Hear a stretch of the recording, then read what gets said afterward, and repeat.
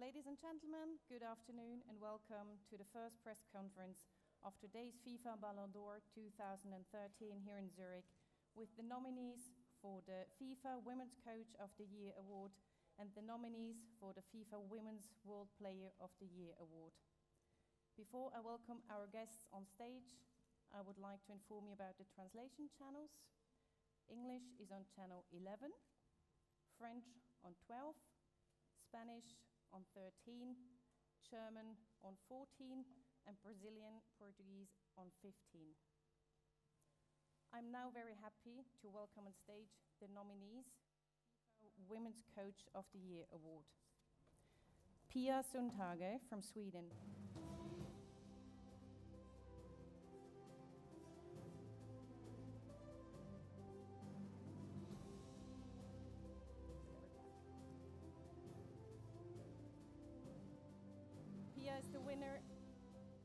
Pia is the winner of last year's FIFA Women's Coach of the Year Award. She reached the semi-finals at the UEFA Euro 2013 with the Swedish national team.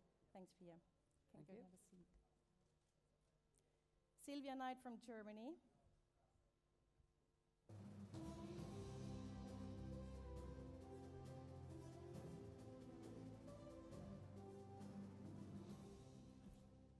Sylvia has been the FIFA Women's Football Coach of the Year in the year 2010, and she is the winner of the UEFA Euro 2013 with the German national team. And last but definitely not least, I'd like to welcome Ralf Kellermann from Germany.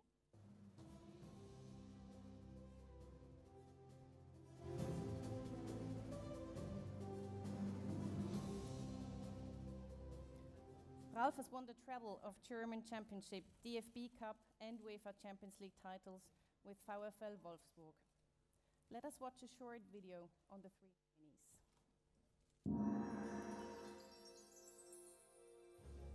Nominees for FIFA World Coach of the Year for women's football.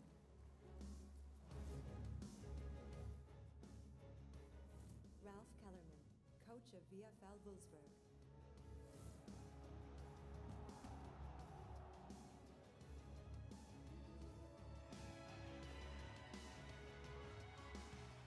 Sylvia Knight, coach of Germany.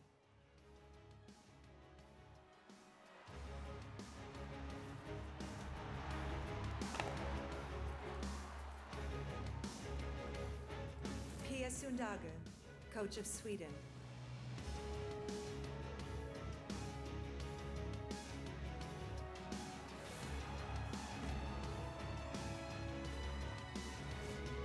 One of these will be named the FIFA World Coach of the Year for Women's Football 2013.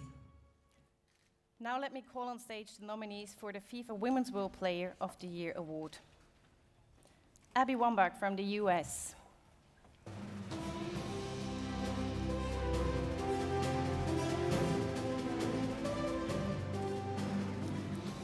Abby is the reigning FIFA Women's World Player of the Year, and she's holding the all-time scoring record in women's international football with 158 goals.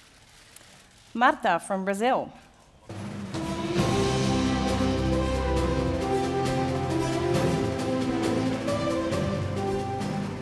big in my side. Marta has been named the FIFA Women's Player of the Year 5 times in a row between 2006 and 2010, and she's been successfully present on the world's football stage for many, many years. And also here, last but not least, Nadine Angerer from Germany.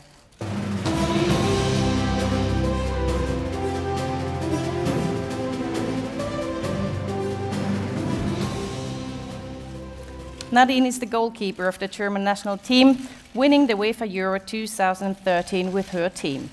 So also here, let us watch a short video on these three nominees.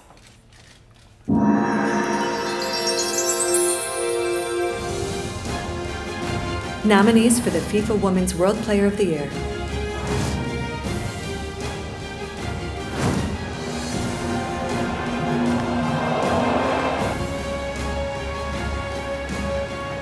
Nadine Angerer, Germany.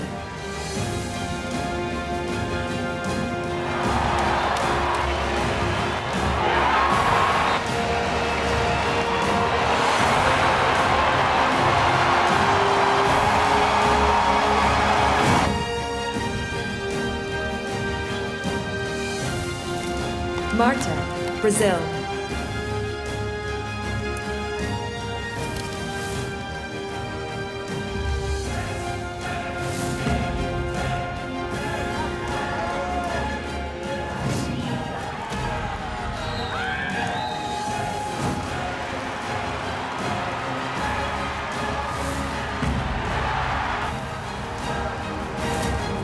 Wambach, USA.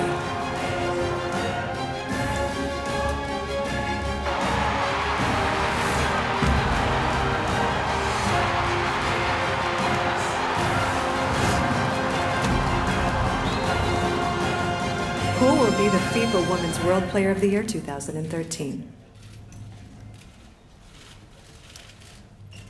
So now, before opening the floor to the media representatives, we would like to give the voice to your fans all over the world.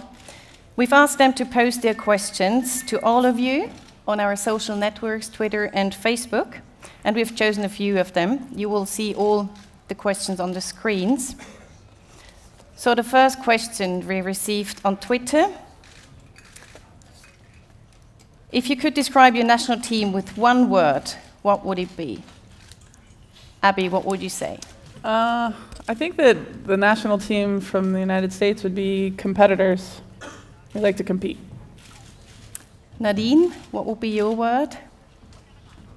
I think we have the best team spirit, a really good team spirit. Marta, for you, the one and only word? A nossa equipe é uma equipe que vem buscando aí sonho que a gente almeja há muito tempo, né, que é se tornar a melhor equipe do mundo. Então, acho que a nossa equipe é sonho que pode ser realizado. Okay. So the next question, it goes to Abby, but I think we can apply it to all of the players here. So the next question on screen: what legacy, what impact would you like to see across the region from a fellow CONCACAF nation hosting the FIFA Women's World Cup 2015? So Abby, what do you expect from Canada 2015? I expect the stadiums to be full. I know that FIFA is doing everything in their power to make sure it's going to be an amazing tournament. I expect amazing football. I know that the federations across the world are putting money into their women's programs so that those tournaments, the World Cup especially, is the best football that you'll see. And so I'm excited to see what happens in 2015. But first, we have to qualify. So I'm not trying to put the cart before the horse. Didn't really do so well for us last time. So I'm trying to be humble about trying to qualify for the World Cup first. Okay. Nadine, maybe you can look back to the FIFA Women's World Cup 2011 in Germany. What legacy did that leave to women's football? Ja, ich glaube, das haben wir alle mitbekommen. Es war eine unglaublich gute Stimmung. Well, I think that everybody realized that the atmosphere in the stadium was excellent, and not only when Germany played, but during all other matches as well. I think the overall atmosphere we created was good.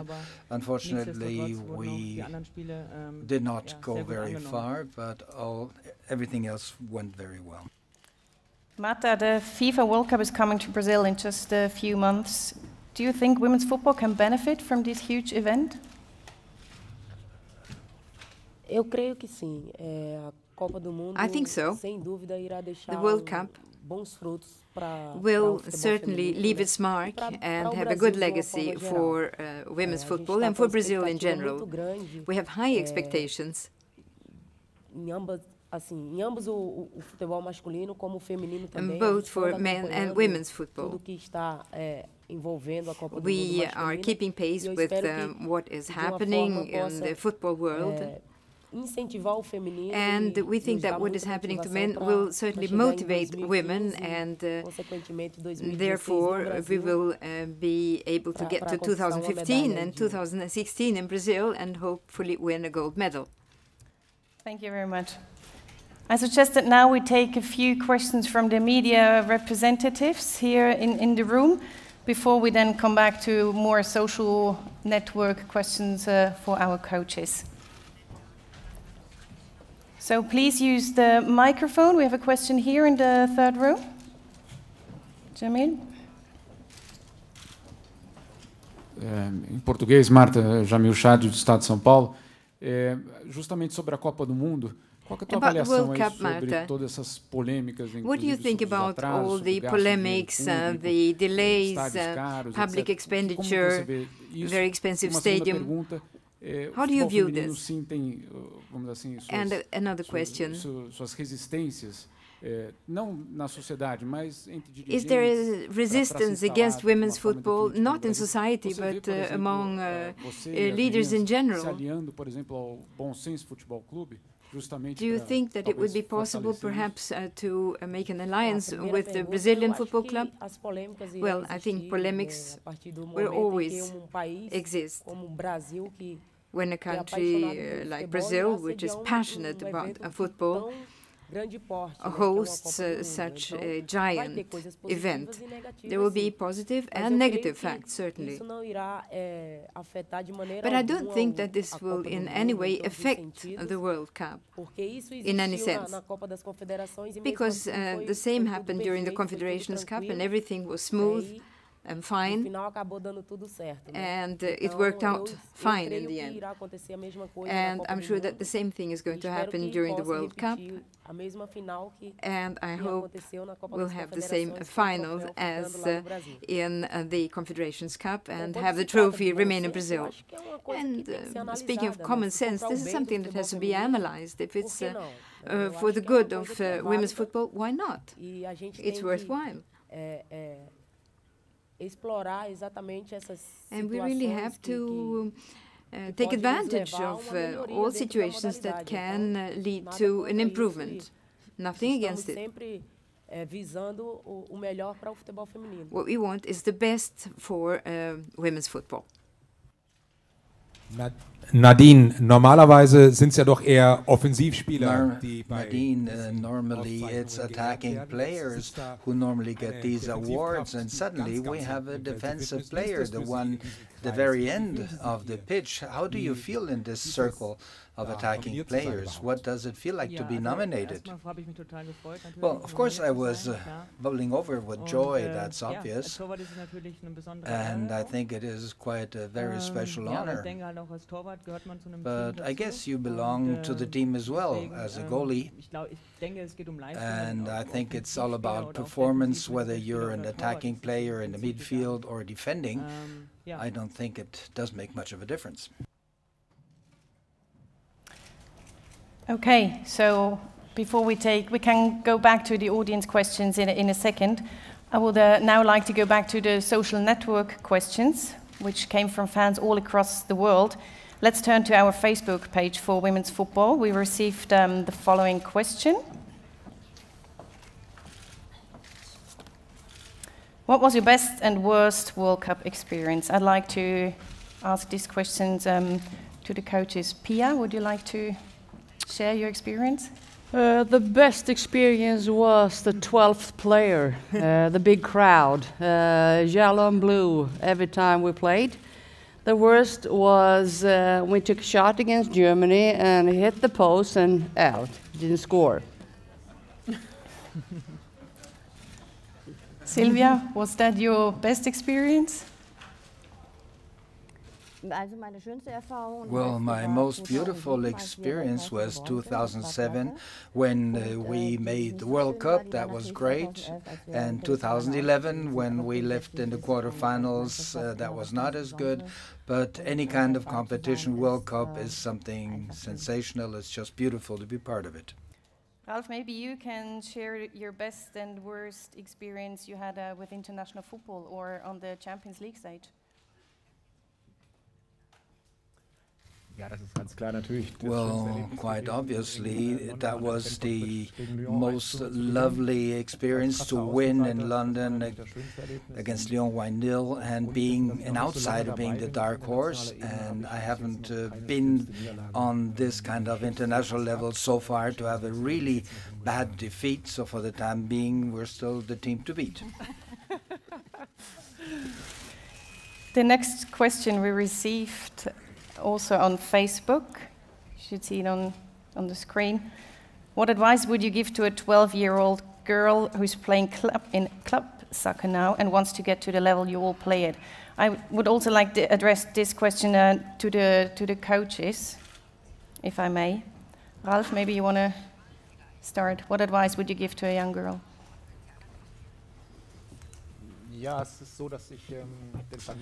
Well, I believe that a 12-year-old should get the advice to play it on both sides, to train with the boys, because of course it's more demanding to train with the boys. The tempo is higher, it's more athletic, it's more physical. So yes, do a lot of training, look what your examples are doing, your idols, but definitely do train with boys. Yes, I perfectly share Ralph's view. I think this is the essential element, that good talents will move forward. And let me give you another trick. Use both feet when playing football. Well, use both feet. Spend the time with the ball as much as you can and have fun with it. Thank you very much. So the last fan question we would then have a look at. What is the most important asset you have gotten out of playing soccer or football? Marta, what would you say?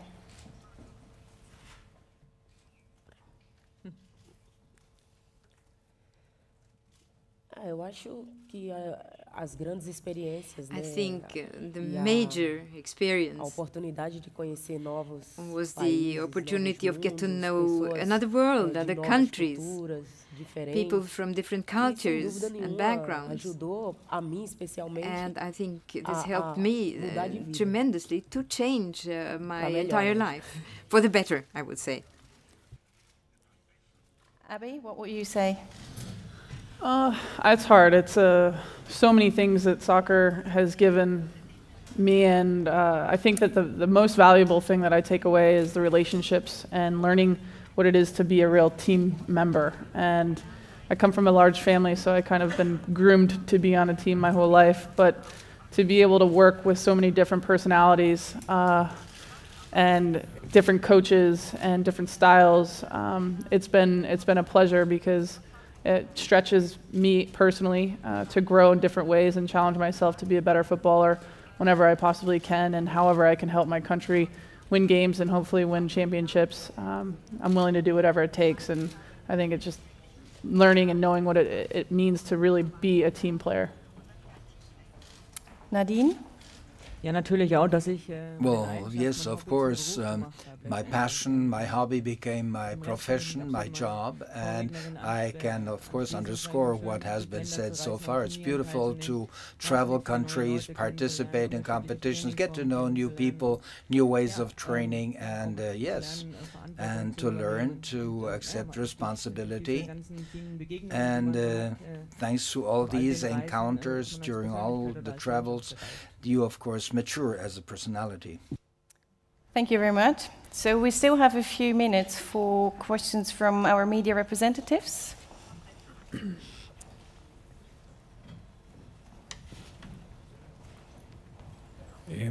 Soy Ignacio Naya de la agencia DPA. Ignacio Naya from DPA organization. This is a question I have for Marta. Neymar fue muy claro en la Copa Confederaciones en su apoyo a las protestas in the Confederations Cup. He supported the street protests that the protests of the Brazilian population against the government. What is your opinion on that issue? And would you join him and join the protests if they were to re-emerge in the World Cup in 2014? And I have a second question, which is the following. Messi levantando la Copa del Mundo. Messi lifting the World Cup in Maracanã against Brazil, would that be the worst possible scenario for a Brazilian? A primeira pergunta é, eu acho que como well, as to the first question, do progresso. I'm in favor of progress. Mas depende muito de que forma você initiatives are worthwhile, but it depends on how you esse tipo de reivindicação. Protest. E muitos infelizmente se juntaram às pessoas que queriam e there were many o progresso do Brasil de uma who forma geral, wanted a coisa aconteceu de uma forma progress in Brazil, but other people joined in, and I think that was not constructive, it was destructive. I would not join people like that. But people who fight for something better, who want a better future, yes, definitely. As to the second question, it made me feel very bad. This is not part of the plans of Brazilian people. It's a nightmare. And I hope not to live through this nightmare, and that the opposite will happen. Marta, Fernando Duarte do Universo Online, tudo bem? Aqui embaixo. Só queria emendar a pergunta do Jamil sobre o movimento Bom Senso, especificamente. About the movement and common sense. É mesmo engajar na agenda, what é mesmo should dizer, olha, não esqueçam da gente não, por favor. Should they really insist on being included? What do you expect from this movement? Well, same attitude we've always had in women's football, in asking and demanding more support. And this is very important because we don't want to be overlooked or forgotten. I think it's important to have this movement so that we can place our demands and fight for the space that we deserve within our own country. Women's football has all the possibilities to develop as it has in many other countries. Why not in Brazil? We take 2 more questions. There's one. Mark Berenbeck von Sky Sport News. Mark Berenbeck, Sky Sport News. Ms. Angerer, you have received so many awards, quite rightly so. I guess this is almost normal for you, but Ballon d'Or, what rank would it have? Is this the final crown? Well, of course it is an extremely important award, and as I said before, I'm really happy to be here. And of course, generally, I'm very happy for any award. I'm grateful, and I also got the award as the best hat wearer in 2013, and of course this will be the icing on the cake. So we take a last question, maybe to our coaches on stage.